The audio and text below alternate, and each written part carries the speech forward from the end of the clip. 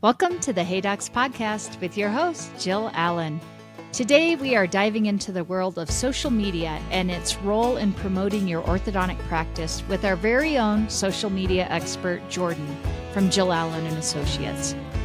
Jordann's going to be sharing insights on building a digital presence, tips for creating effective social media strategies, and how to measure success on these platforms.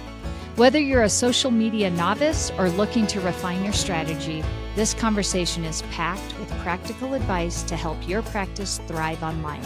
Let's get into it. Hey docs, on this podcast, I talk about a lot of different ways you can set your practice apart. But here's one that might surprise you. Maybe you haven't thought about it before, but the equipment you use can make a big difference. Not just for the patient experience, but for you and your team too.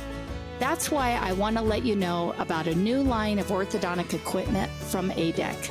I visited their headquarters in Oregon earlier this year to take a sneak peek for myself, and I have to say, I was impressed. ADEC has manufactured award-winning dental equipment for 60 plus years, and they're bringing that same level of excellence to ortho. From comfortable, compact patient chairs to a versatile workstation and delivery to ergonomic dental stools, ADEC orthodontic equipment is designed for a smooth and easy workflow. Day after day, patient after patient, see the difference it can make for your practice. Click the link in our show notes to learn more about ADEC Orthodontic Solutions. We all know running and growing an orthodontic practice isn't easy, and technology is supposed to help you, but oftentimes your practice management software doesn't. Some of them are even clunky and need lots of third-party add-ons. That's why I recommend Greyfinch to my startup and existing clients, because Greyfinch is different. Greyfinch is an all-in-one web-based platform that saves you time and boosts your client base, productivity, and bottom line, with no downloads or third-party software needed. It even has tools you can't find anywhere else, like televisits, two-way email and text messaging, a patient self-service hub, and much more. Want to see how it can grow your practice? Visit greyfinch.com/Jill Allen and see why countless leading practices have made the switch. Jordann, I am so excited to have you on the show. It's always fun to have my daughter and also producer of Hey Docs and also our social media manager on the show today. So thanks for being here. Yeah, I'm happy to be here. I'm excited. So I'd love it. Would you mind, just for the audience sake, just talk a little bit about your role at JANA and what you do for us?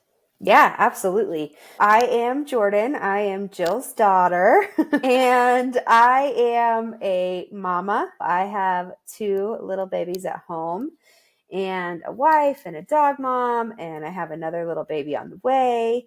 So I have a lot of chaos going on at home, but it's super fun. In my working time, I am the Hey Docs podcast producer, which is something that I absolutely love doing. I'm also the social media coordinator for Jill Allen and Associates. So I help run all of our social media behind the scenes. Yeah, perfect. And you do a great job at all the roles you handle for us. This is fun to be able to do an episode like this because I have been able to surround myself with really great team members. Not only are you my daughter, but you bring some really great experience and knowledge to this side of our business. And I think as everybody is out there, whether you're a new doc starting out or you're a doc that's been in practice for a while, we know that marketing and social media is something that just keeps coming at us. Like it's not going away. And it's something that just when we think we've got it figured out, it changes. And it's something that we have to continue on. And I recognize that within our business many years ago, that this was bigger than me as the business owner. This was bigger than something that I could just do on my own. And I actually had to put a person in place and create a role within our business to focus on that. And why I wanted to do this episode is because I surround myself with experts, and I thought what a better episode than to have one of our resident JA&A experts speak about social media and ways that practices can promote themselves, talk about our digital presence, what that means, what we should be doing, and how necessary it is for where we're at now and where we're looking at for the future. So I know I just gave a lot there for you to jump off with, but can you just dive into some of that for us? Yeah, absolutely. I think you're right in saying social media is constantly changing, and it can be really scary to interact with. It can be really hard if you have a personality type that isn't very invested in social media. It can feel like something, especially if you don't have a grasp of social media, that is just an auxiliary component to a business. It can feel like something that is okay to take a back burner and is not really necessary to your overall goals, because there's a lot of other things as a business owner that you're considering and dealing with. And with the way that social media evolves and the way that the platforms change, it just feels like, why am I going to spend my time investing in something that I don't really understand? And why am I going to spend my time pushing into something that it's really uncomfortable for me. And it's really uncomfortable for me as a business owner. And it's even hurdles that we as Jill Allen and Associates have had to work. And I think that when it comes to social media, I'm going to say it just bluntly, it is a necessary evil. You have to get on board with the social media train. The reason that we really need to consider this, it's something that I've brought up for us as a consulting group, and that I would say to any of the doctors out there. My husband is an electrician and owns his own electrical company, and I'm telling him the exact same things.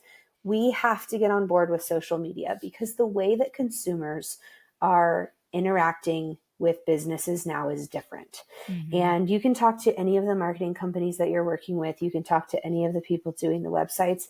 People are not Googling the same way. People are not getting the social proof the same way. They're using social media platforms in a variety of ways to proof your business. They're looking at those things your business is doing and saying, do I align with this place? And is this place going to be a good fit for me and my needs? It's not just the same, I'm going to ask these 5 people or get the 3 referrals from my dentist. People really aren't using referrals in that way anymore. They're going to get the 3 referrals from their dentist, and they're going to put it out on their mom's group online. And they're going to go to your social media page and make sure that the people on your mom's group that have now fed into 2 of the 3 referrals and then given a 5th one and a 4th one, they're going to go to all 3 or 4 or 5 of those social media pages and say, oh, this doctor resonates the best with me. These comments resonate the best with my needs and the things that I'm looking for. And so, yes, the long and short, social media, it's changing. It's hard. It's uncomfortable. I get it. It's also necessary. I'm wondering if you can talk about okay, we have to do it. What are some tips for doctors getting started? And from getting started to, what if a doc, I hear this a lot from a lot of my doctors, I don't even like to use social media myself. Do I really have to have it for my business? Are there trends out there that they need to be aware of? And what does trends even mean? So can you talk about how docs can be successful as they are thinking about social media platforms and what the basics are of what they need to be doing? Yeah, absolutely. When it comes to social media, one of the first places that you need to start with just recognizing how to utilize social media is think about your goals. And your goals as a business owner are going to be different depending on the type of business you want and the personality type you have. Social media should be one of the most authentic and genuine places you are coming across for your audience. It should be the most authentic version of yourself in meeting and interacting with your patients. And I think that's really important, because not every doctor is a TikTok trend doctor. Okay. Not every doctor is super introverted. Not every team member Not every doctor has a team member that is super introverted and ready to be on social media or comfortable with social media. And every business and business goal is a little bit different. Not every team member understands social media any better than you do. They feel the same way about social media that you do. What are our goals with social media? And who am I and how can I show up authentically on a social media platform? That's the first thing. I don't believe that virality is the key to success for you as a business. Yeah, can you explain that? Yes. So I think that there is this pressure. I have to go viral. My videos have to get X amount of comments. My videos have to get X amount of likes. I have to get so much reach. And to be fair, I'm going to cover what those things mean even later in the episode. So if you're like, I don't even understand what reach means, that's okay. I'll tell you. The point is, if there's this pressure that your videos and your content has to perform like those viral TikTok stars, like those viral people, even in our industry, I don't think that's everybody's goal. And I don't think that it should be. When you're thinking about your business as an orthodontist, you are a small business in a local community. And so your social media platform should be catering to reaching your local community. And if your social media platform can lean into that, then you're going to do really well with the social media and the content that you put out, leaning into the community that you have. So the first thing that I say is you need to think about your goals. Now, even our goals as consultants and the way that I am running your social media platform in the background is different than how I would advise a practice to run their social media, because we are not a small local company reaching a local community. We are a national brand reaching an international community, and that's important to us. And so actually, us pushing for more virality, us pushing for more impressions and target audience and things like that actually makes a lot more sense, because we want to push our message out to a broader scale, because that's going to impact us differently as a business. You as a local orthodontist, if you go viral and you get 1 million likes on your video, that's awesome. That feels good. But how is that going to translate into ROI in your business? Yeah. And I think that it's important when you're thinking about social media to not get so overwhelmed with, where am I going? And how do I jump on the trends? If you're not a doctor that is comfortable with trends, we don't need to lean in there. When you're getting started, think about your goals and then think about the platforms that resonate with those goals and your personality type. If you are comfortable with trends, you may do really well on TikTok and Instagram. If you are not comfortable, not really feeling like you lean into those things. You want to be the dancer doctor. You don't want to be the dancer doctor. Exactly. We can lean into Facebook. Facebook is actually really good for a small local community. It's just in the way that you use that. Yeah, that's great. So let's jump into that, because you're teasing us with all this great information here. What are some suggestions that you would have for doctors in building their social media strategy and thinking about that from a role in a practice? How does that begin? How does somebody manage it? How do they choose the platforms that they should be on? Can you lead us through that a little bit from the basics on up? Yeah, absolutely. So let's start by just talking through the different platforms. We talked about, okay, TikTok is a place where a lot of the trends happen. Okay. If you are looking for that virality component to your social media, TikTok is going to be a really good place for you. TikTok extends into Instagram. Those shorts, reels, and even YouTube shorts, where you're pushing out super palatable, high energy clips of information, storytelling, or teaching bits of information to a community. These you can do well as a practice on these platforms, but these are going to be more forward facing. So in order to be successful on something like TikTok or even Instagram Reels or YouTube Shorts, these are our video components, right? You are going to either need you personally to be comfortable in front of the camera, or you're going to need a team member that is going to be the face and the voice of your practice or several team members, face and voice of your practice, comfortable in front of the camera. So when you're thinking, okay, I'm not that, then those probably aren't the right platforms for you to start building, especially in the video space.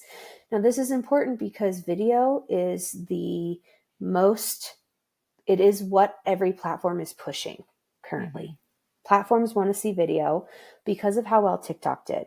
And because of all of the things that TikTok has done, the platforms, they want to see this video content. So if you're saying, hey, I'm not really comfortable in those spaces, or I'm really comfortable in those spaces, perfect. Those are going to be really good places for you to start. I think that you should pick 2 or 3 platforms to lean into to start, and then you should track where your audience is going in those platforms. I think that there's a lot of chatter, my opinion has changed, about Facebook. And everybody says, Facebook's dead. Facebook's dying. It's only for old people. Facebook's for old people. It's terrible. You don't want to be on Facebook. You'll never do anything on Facebook. What really is happening on Facebook, and I didn't recognize this until I became a mom, but Facebook has become a place for forums. The actual wall of Facebook, the actual feed, is not the best. People are not spending a lot of time on their actual feed on Facebook. But you know where people are spending time is in their groups on Facebook. And the reason that they're spending time in their groups on Facebook is because Facebook has done a great job of taking something like a forum. My husband, 10 years ago, used to be so into forums. Anything that he likes, he was a car guy. So he had car forums that he would go to and learn all about the different turbo he was going to put on his Subaru. And now he's on fish forums because he has a hobby for fish, right? He's going to do all of this work to get into all these different forums and ask the questions and be in the groups.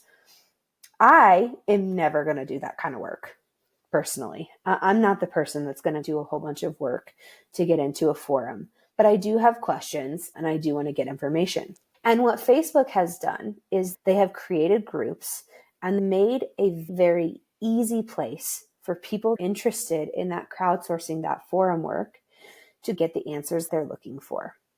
It's very easy for me as a mom to ask a question about the best doctor for my toddler. It's easy for me to ask about the best dental recommendation for the people in my area. It's easy for me to ask about the best electrician or the best plumber, or get a reference for somebody to come fix our air conditioning when it's not working. And I'm going to get a group of people trusted in my area, going through similar life experiences in the community that I'm at, telling me this is where we went and this was the experience that we had, whether it be good or bad. And so when I'm thinking about that from a business perspective, I think that Facebook is actually a super vital tool, and all of you, everybody should be in Facebook groups, especially if you are a practice in a small local community and you're trying to dig in, because you can go in those groups as a business owner. Most of those groups have weekly or monthly promotions of a small business. You can do that very easily. Get on there, promote your business, do a deal, do a discount, run a promotion. That's great. In addition to that, you can have an army of people also promoting your business. So it's really important for you to be in those groups. It's really important for you to be thinking about those things, knowing who those groups are in your local area. And it's really important for you to shift your mindset on Facebook because it's not done. So I think that picking some platforms that are really good, leaning into the platforms that you really understand, and recognizing that certain platforms have certain features that are really beneficial to you and your business and your practice is really important. Set your goals, think of each platform, think of how you can show up in those platforms, and then lean into the places that you can show up the best. If you are the introvert doctor, you're going to do really well in those forums, right? You don't have to be in a video. You can just be a part of those forums or have your team be a part of those forums. If you're really good at making the videos, do that. But then the other thing to recognize with any of the social media platforms is you do have to have some feed content. And I don't want to discredit the amount of feed content that you have, because feed content is really important for that social proof. People are not using Google the way that they were using it. They're not using your websites the way that they were. What they're doing is they are crowdsourcing information. They are getting those referrals. Then they are doing independent research. And so they're going to go to your platform to verify that you are the person that they think that they are getting. They're looking for that authenticity. And so I do say that you have to have some of that posting consistently on your feed as well. And so when you break that down, what does that look like in a role for somebody in your practice? Are you feeling the squeeze from declining starts and cash flow as costs continue to rise? Building on their industry-leading patient acquisition, insurance management, and collections solution, OrthoFi is delivering groundbreaking innovations to keep your practice thriving. OrthoFi's latest feature, iMax, allows you to maximize every insurance claim submission, adding tens of thousands of dollars to your annual production. Plus, with the game-changing combo of FPT10 and third-party financing, OrthoFi is making it even easier for patients to say yes to treatment while ensuring steady cash flow for your practice. OrthoFi's commitment to your success in today's evolving orthodontic landscape is why I recommend them to my clients, and right now is the best time to get started. Visit startmoresmiles.com and use promo code HeyDocs to get 50% off your implementation.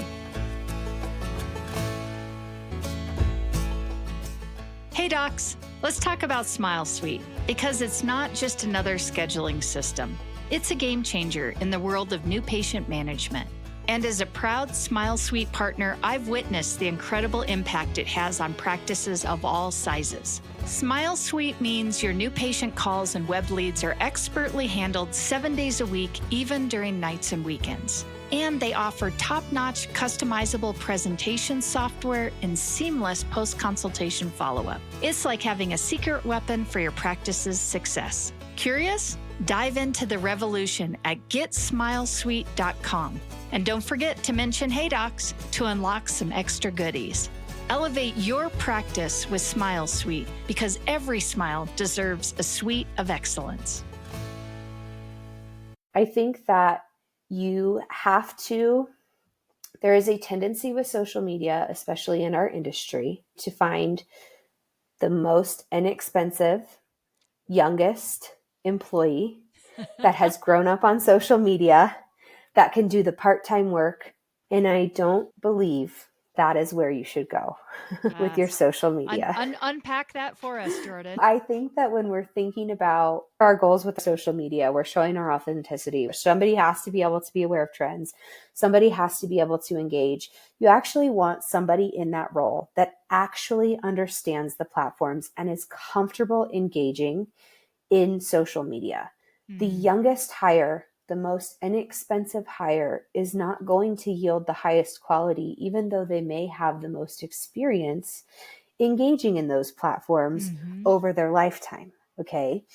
What it is, finding somebody that understands also where you're going, understands also your local market, your brand and your brand identity, and you're leaning into that person to become that brand identity for you online in that social component.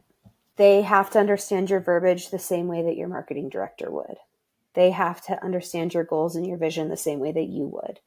They have to be able to take those concepts and promote them online in an authentic way, the same way that you would promote yourself or your brand. I don't think that just hiring somebody at a minimum wage part-time is going to really reach those goals for you. That person may wear multiple hats and be multifaceted in your office. And that position may grow and change as things in your practice and your social media grows and changes. I think that when you're doing social media, you have to commit to somebody that is going to focus on those things. You have to commit to the algorithm. The algorithm is going to push out content. If you are not consistent with your content being pushed out, the algorithm doesn't like that. We want somebody that is going to have that consistency. You have to commit to somebody that can come up with a plan and say, hey, doctor, this is our plan for content for the month. This is for example, our filming day. These are the scripts that I'm going to need. This is the outfits that I'm going to need people in. Here's how I need the team engaging. And here's how we're going to batch content so that I have enough content to go out for an entire month. You need to have somebody that is not just comfortable or going to push out the same thing again and again. Yes. We're done with the Devon photos. We need higher value content. You need somebody that is looking for engaging ways to show off the things that you're doing in your practice that is not the same as just this really tired, I'm just going to put it on my feed to have something on my feed. Right. And I think that you also need somebody that is comfortable engaging with your audience and the people that you're following. Somebody that has an understanding of who are some of the influencers in your local community. Who are some of the local moms that are really vocal? Who are some of the top contributors in your local groups and forums? Your business should be following those people as well. Yes. That rule of reciprocity. And you should have your social media interacting and engaging with those pages too. I'm showing up. They're seeing me too. I am becoming that top contributor in my community, and I am becoming a voice in my community for my community. Yeah. So that is a long answer and probably not the answer that everybody wants to hear because it's very counter to the trend. Jordann, you bring up such good points because for so long, and we're still getting used to embracing the fact that social media marketing and being out on these social platforms really is essential to one of the things we have to do in our business. This is not an area most of us are comfortable with, like you said. And it does seem like the last thing that we'll think about. And I know I keep hearing I need to have somebody. So, like you said, I've seen it over and over. We just hired this young 18-year-old to come in and run our social. It never, from what I have seen, works out well. And that position never lasts for very long. I think my hope is that as everybody is listening, you understand that there is a lot more under the hood when you talk about social media marketing than just let's make sure we've got 3 posts going up a week and we've got one dance and one this, that, or the other. You just have got this static check. I checked the boxes. Okay, we're good on our social media marketing. That leads me to the next thing I want to talk about. If a doctor takes this seriously and says, okay, I've been feeling this. I see maybe some of my peers and I'm like, man, they just seem to be hitting all these things that Jordann is talking about.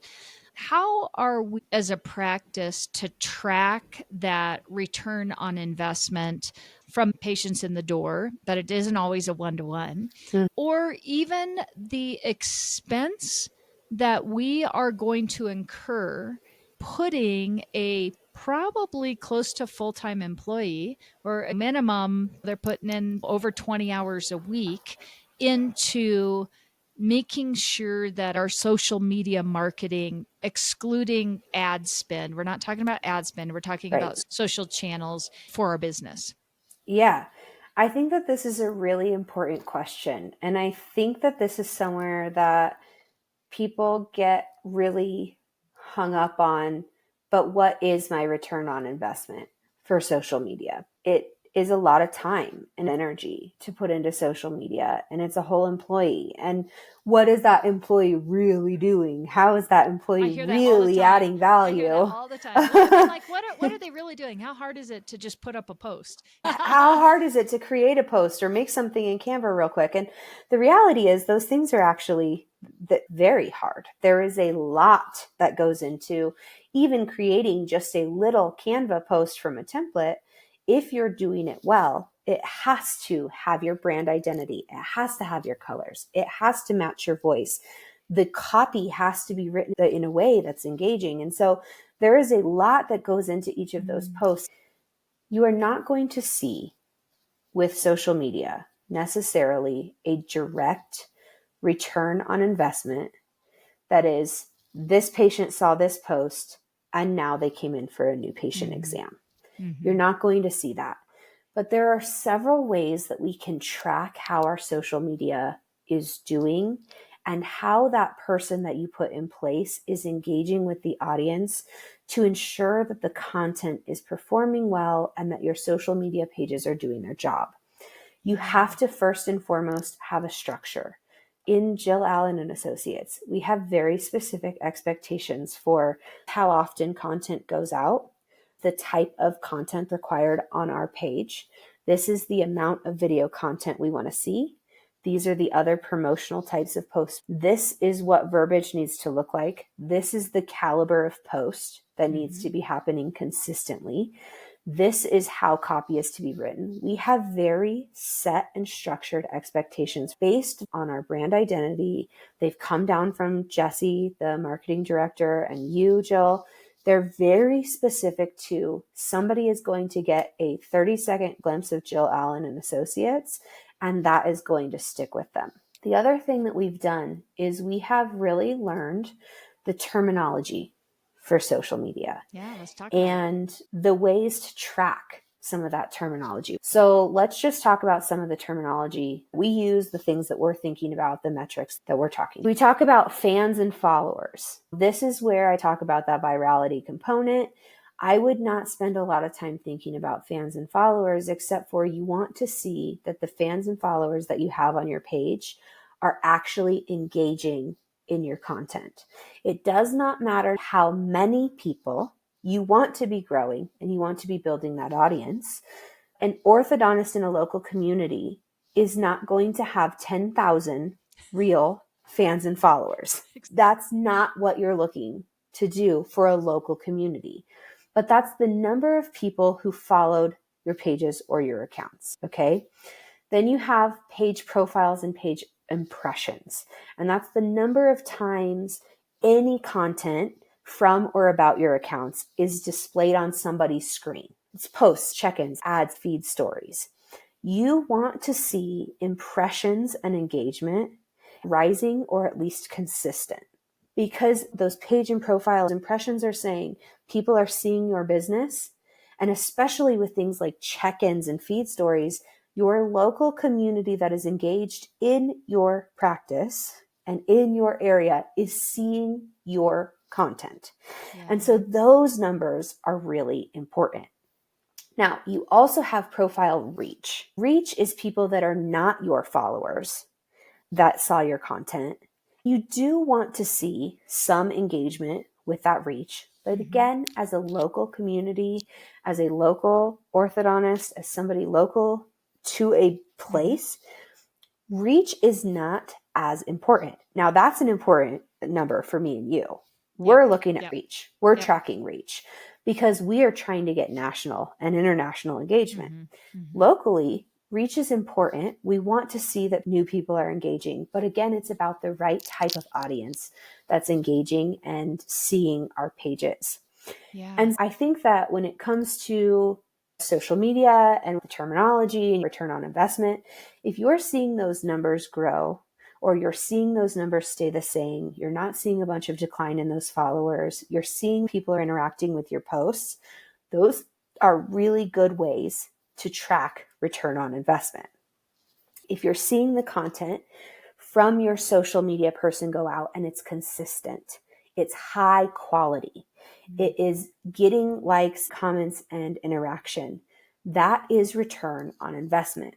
If you are in those local groups that I suggest that you are in, every local mom or community group that you can be in, if you are seeing that you are getting top contributor badges, if you're seeing that those posts, your person is always jumping in and posting on those comments, if you see that your social media person is doing a great job at interacting with on the platform, your page is consistently showing up, that is the return on investment because you are getting those impressions of people again and again within and outside of your community.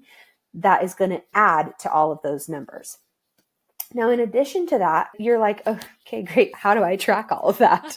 Because that's the other question. Okay, great. There are lots of tools that you can use. Facebook or Meta has made that really easy. They have their Meta business profile. That's going to track those things and give you data. We use a tool called Hootsuite. Hootsuite gives us at the end of every quarter, at the end of every month, at the end of every year, they're going to give us a breakdown of every profile that we use. And they're going to talk to us about every impression that we're making and compare it to our competitors as well. Anybody I put in there can give us those comparisons. So you can use tools like Hootsuite, like Meta, like any of those posting platforms. Some of them have an additional expense, but what they're going to give you is that data on how well are my posts performing, how consistent is my social media person being, and what that's going to translate into. Those impressions, they will lead to referrals into the office. They will lead to new patient exams. They will lead to, oh, I see you guys on Facebook. I want to be a part of this. I'm going to check in because this is the doctor to be at. It leads to that. And that's the return on investment that I think that you can see. Yeah, I love that. And Jordann, thanks for being so thorough with that, because for some of us, it can seem so overwhelming. There's so much to pay attention to. What we are looking at now is not what we were even looking at 5 years ago. No. And I will guarantee you, we could do another podcast 3 years from now, and what we're talking about right now will not probably even be relevant anymore. I think that is the tough thing. Just when you're like, we got it all dialed in, boom, it's changing. We're heading in a totally different direction. The take home message I want doctors to hear is, this is really a part of the DNA of your practice. You can't not do this. You can't choose to not do this. As your practice gets bigger, you are going to need to have somebody in place to manage, because like I talk about this a lot in the beginning. If you're a startup, docs, you're probably the one doing this. It's you and one part-time person. But there will come a point where you become your own roadblock. You cannot do it anymore, and you have to have somebody else in place. And I think, Jordann, you've done a great job at really giving us that, just some really good, easy, basic fundamentals to put in place to get to take off with that. So that kind of leads me on to my next thing, and it circles back around to the very beginning here, and that doggone that mysterious algorithm that's out there. And like I said, like just when we think we got it figured out, Meta's boom, they're changing this. TikTok is maybe going to be here and maybe not. We have a platform that everybody's using, and now all of a sudden it's, oh, where did it go? It's no longer, and there's something new there. So I'm wondering if you can talk a little bit about that, and just what right now are some things that we can sink our teeth into, and my practices, my doctors just have a consistent content performance so that they can really see and be aware of when things start to change. Sometimes we don't even realize it's changed, and then all of a sudden we're like, what is happening? Why are all of a sudden I'm not getting any engagements anymore or whatnot? Yeah, absolutely. The first thing I will say is I think that by the time you are seeing the trend, you are chasing the trend. If you are saying, oh, look, this video has come up 100 times on my feed, you're already behind the 8 ball when it comes to the algorithm. And that's okay. I am not pressuring you to chase the trends. And I am also not pressuring you to chase the algorithm.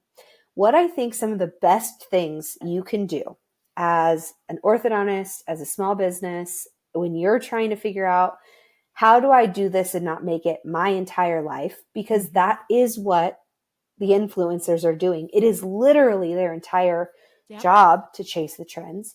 You should find some influencers that you like, that put out content that you like, that you can rebrand and repurpose similarly to them.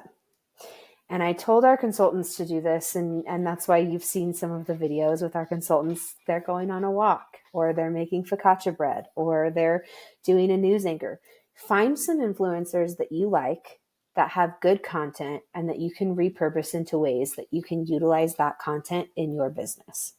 Some people that have similar styles to you, some people that make you laugh, some people that put out content that you always gravitate towards, because nobody's going to tell me they don't watch any social media at all. Nobody's going to tell me there isn't anybody they relate to or follow or like. If you follow some funny people, then follow those funny people and learn how to utilize their content strategy in your brand.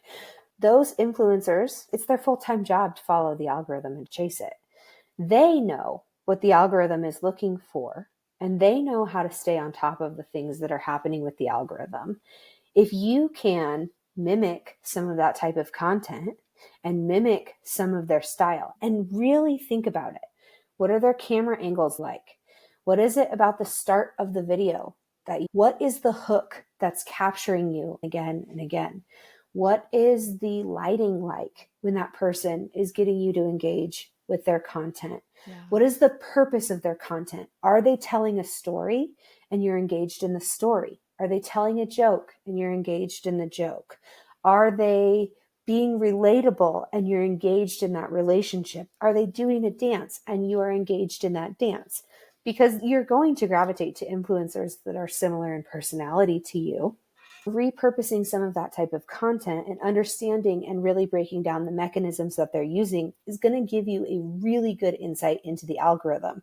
And I know that's counterintuitive, but if you look up algorithm trends, they're going to change. And also, you're going to get a whole bunch of different versions from different people. And also, if you look it up straight from the horse's mouth, maybe Meta or Instagram, they're saying nothing's changing at all. You know what? So that's why I would say find a couple of influencers that you really like, that really resonate with the goals of your business and your social media, and have those kind of be your set points for, this is the person that I'm going to try and emulate online. You don't want to be them. I'm not saying mimic your content to the exact same content that they're making. I'm saying figure out those components that are relatable and then make sure that those components are again and again in the content that you're making. Clarify your vision, clarify what you like to see and who you are, and then make your content consistent in that way. And that will be the best way to stay consistent with the algorithm. And the most important thing is consistency. When it comes to the algorithm, it wants to see consistency. Feed the beast. And I do not think it's a good idea to say, I'm gung-ho, I'm excited, I'm going to post 5 days a week and twice on the weekends and 6 stories. You probably aren't going to do that consistently. Yep. It's really hard to do that after 2 weeks, after a month, after a year, after 5 years. So instead, it's better to set yourself goals. We're starting out social media. We're going to post 3 times a week, and these are our 3 pillars of content. Mm-hmm. If our content always hits these 3 pillars, then it's going to do really well, and it's going to perform consistently. Those are the 3 basic principles of our business and our brand. Here's how we're hitting them authentically. That's going to do really well for you. The algorithm wants to see you be consistent. Algorithm wants to see you hitting and providing high quality content. Those are my pieces of advice there. And I'm going to just say this to everybody out listening. Being a business owner, I know, I'm up on stage, I'm in the spotlight a lot. This is probably one of the biggest things that Jordann and I have had pushback on. It just feels sometimes cringy to me to be like, oh my gosh, there's another post of ours out there. You know what I mean? Because I'm like, I don't want it to be all about me. It's just a personal thing, but it has to be all about you. It is your brand. And one of the things that Jordann has done really well with me, talking me off of this ledge, and docs, I'm sure a lot of you are just like me, where I don't want that spotlight on me. She's told me over and over again, as we are consistent, it's not that everything is hitting everybody's feed every single day. And it took a long time for me to lean into this and be like, you know what? She's exactly right. Just because we may have had posts go out on all these different platforms, it's not like everybody sees everything every time it comes out, because everybody, if you think about all of us as individuals, have our own rhythms that our own algorithms feed us. That made me feel so much better. Going back to Gary Vaynerchuk, he's just like post forever and for always all over the place all the time. It felt very cringy at first, but now I understand it. And now when I really pay attention to it, I may be like, oh, that's weird. Somebody just liked one of our posts from 2 weeks ago. It just hit their feed, right? Because of how that algorithm is. Sometimes we have to get out of our own way. Sometimes we have to trust the smarter people around us. Being consistent, like Jordann is saying, really is the key to building up that your social presence and what you need to just have your practice have a good strong standing within the internet and the platforms out there. Jordann, as we finish off, you've just been giving us so much information, and I know you and I can geek out on this and we could probably have a lot more episodes, but I'm wondering if we can just finish off with maybe what are some common pitfalls. You've been really good at giving us good information already, but pitfalls that practices fall into when they're trying to create their social media strategy, and anything that our audiences should be avoiding with those. Yeah, absolutely. I think we've talked about some of them already. You have to bring on the right person to take on your social media, and you have to take that role seriously. When you don't, that can be a common pitfall. It can be easy to get too excited and think I can do this and overcommit to social media and really end up hurting yourself with the algorithm. It can be really easy to say, this is back burner and I'm not going to deal with it now. Those are common pitfalls that can hurt you when it comes to social media. And I think that what you can do is really just start. First thing that you should do is lean into your brand. You have to know your brand story. I think you have to know your brand identity. I think you have to know what authentic branding looks like for you. I think that's really important. And if you are lacking those things, it's really easy for your social media to feel chaotic really fast. And it's really easy for things to spiral out of control and completely miss your messaging because you just don't have a grasp on what those things are. So if you can really identify, this is our brand story, this is the fonts that we use, this is the colors, how deep can we dive in? This is the language that we use. The doctor would say this, but they would never say this. You will never see a post that says staff on our social media feed because we have gotten so granular that we know that staff is not the language that we use to talk about our teams. We use the word team. She doesn't like staff. It's team. Go granular. Give your social media expert so that they can really be your voice. And everything really comes off with that authentic and consistent messaging. And that's going to help you avoid so many of the common pitfalls because that person, if they know your core values, if they know your brand identity, if they know your brand story, if they know where you're going and what you're doing, they're not going to get onto a social post and get in the middle of a bickering session. They're going to know to avoid that like the plague. Yeah. They're not going to jump on in one of those forum questions and say, don't go to that orthodontist because they're terrible, and be connected to your practice. That is a big way to get yourself in a big pile of steaming no. Yeah. So it's just being really consistent and really granular and dialed in is the best way to avoid most pitfalls when it comes to social media. Yeah. Jordann, this has been such a pleasure. It's always wonderful learning from you, but every time we talk more, it's always a good new thing, which is why I've got you on my team because you're an expert in this field for us. So thank you for that. If somebody wants to learn more about social media or their content performance, where do you suggest they do that? Yeah. I think if you just want to learn more about social media or how to get things going in general, I'm going to plug us and our team. Yeah. We're here. We're a good resource. Reach out on our website, www.practiceresults.com. Schedule a call with Jill. They can pass you along to me if you have really specific questions. There's a lot of resources and a lot of information that our team can provide that can really help you do well there.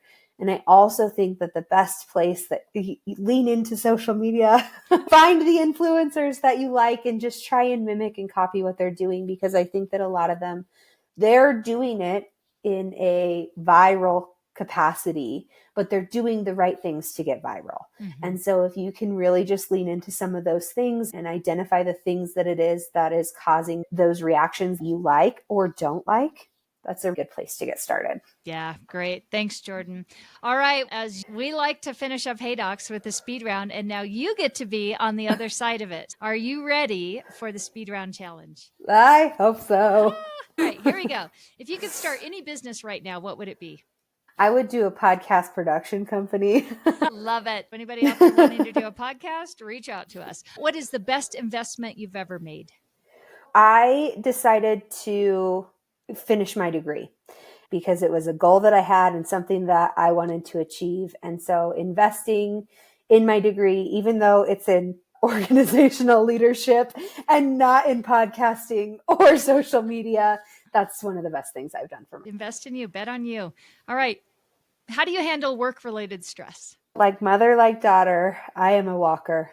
When I am stressed out, I need to get outside. I need to go breathe some fresh air, put my toes in the grass, and go for a walk, usually barefoot. Yep. What's one trend in our industry you're excited about? I am really excited about the way that practices are opening up more to outside information and influence. I think a lot of things in our industry have felt stagnant for a long time. We're getting an infusion of technology and interest and outside information right now that I think is really going to push orthodontics to the next level, and it makes me really excited. What is the most valuable piece of advice you would give someone just starting their career? Don't be afraid to keep learning and to keep asking for what you want. If you want to progress in your career, don't let there be a barrier. Keep going and keep growing. Push yourself as far as you can and let yourself be your only barrier to success. Oh, I love that. Jordann, thank you so much for sharing all your knowledge with us. It's been a great show, and I'm sure lots of people will be listening and re-listening to this one. So thank you, and until next time.